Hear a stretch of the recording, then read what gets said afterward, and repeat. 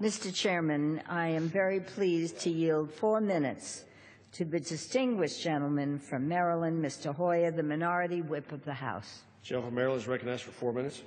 I thank the gentlelady for yielding. I want to thank the chairman of the subcommittee for the work that he's done on this bill. I want to thank the chairwoman of the ranking member of the Appropriations Committee and Mr. Price for working on this bill. This bill is an appropriation bill. This bill is the department that is charged with the responsibility of keeping America safe and Americans safe. This bill is an appropriation bill. It is against the rules of the House of Representatives to put legislative language on an appropriation bill. Now, frankly, having served there 20, 30 years, I know that that rule is not always followed, and you therefore need a waiver from the Rules Committee in order to effect this end. This is not, therefore, regular order.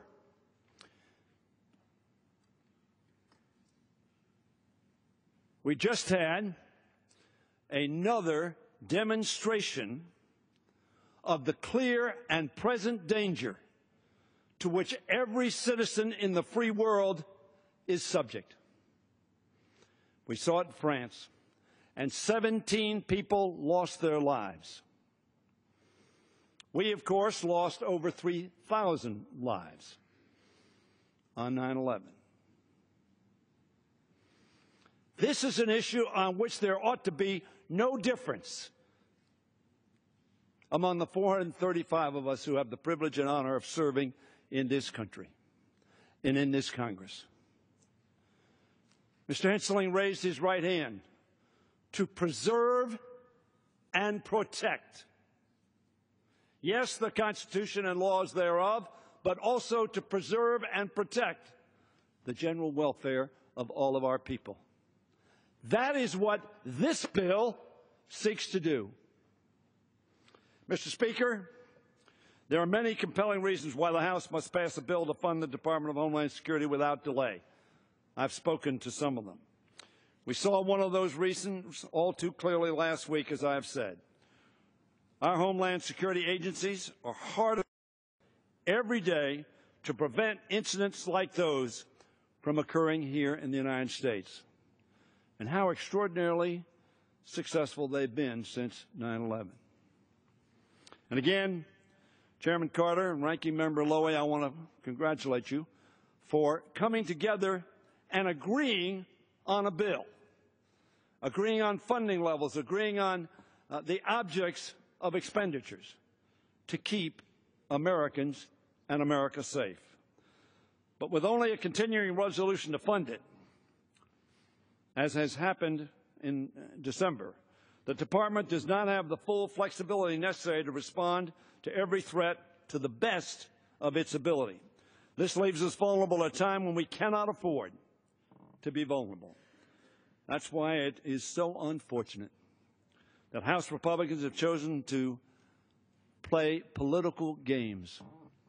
If this is in fact unconstitutional, the courts are set forth in Article 3 to resolve this issue. If you feel so strongly that you're right, that's where relief should be sought.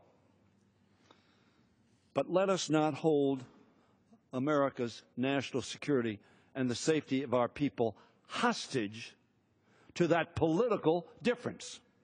In doing so, you have managed to snatch partisanship from the jaws of consensus. We have agreement.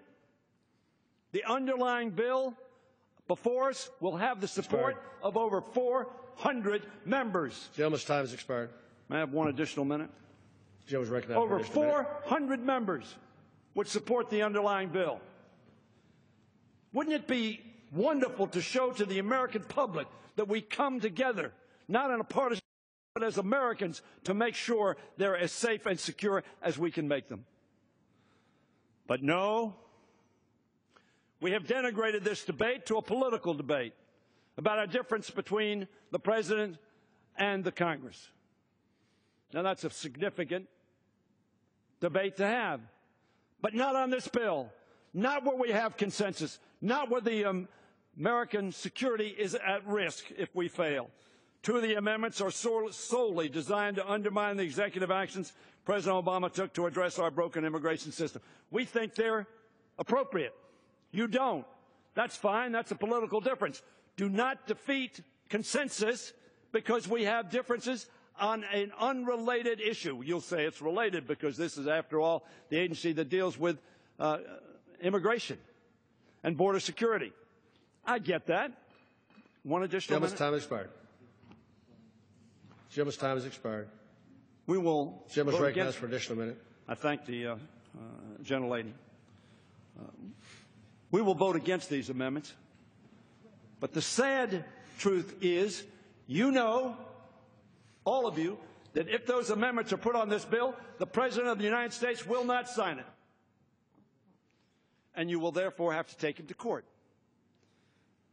And I see my friend back there, who is my friend, saying, yes, that's great, he won't sign it, and we'll blame him for undermining Homeland Security. In other words, you're going to hold hostage the security, and in return, if he doesn't do what you say, security be damned. That's not the way we ought to be running America, particularly on this issue. Americans expect better of us. More importantly, and as importantly, we ought to expect better of ourselves. The Appropriations Committee has agreed. The Senate and the House have agreed. There is consensus here. Americans are so frustrated by all of us grabbing defeat and obstruction. Gentleman's time has expired. And disagreement from the jaws of consensus. Vote against these amendments so that all of us can vote to pass this important and critical bill. His time has expired. And apparently I have run out of time, I'm told. So I will yield back the balance of that time. Gentleman from Texas.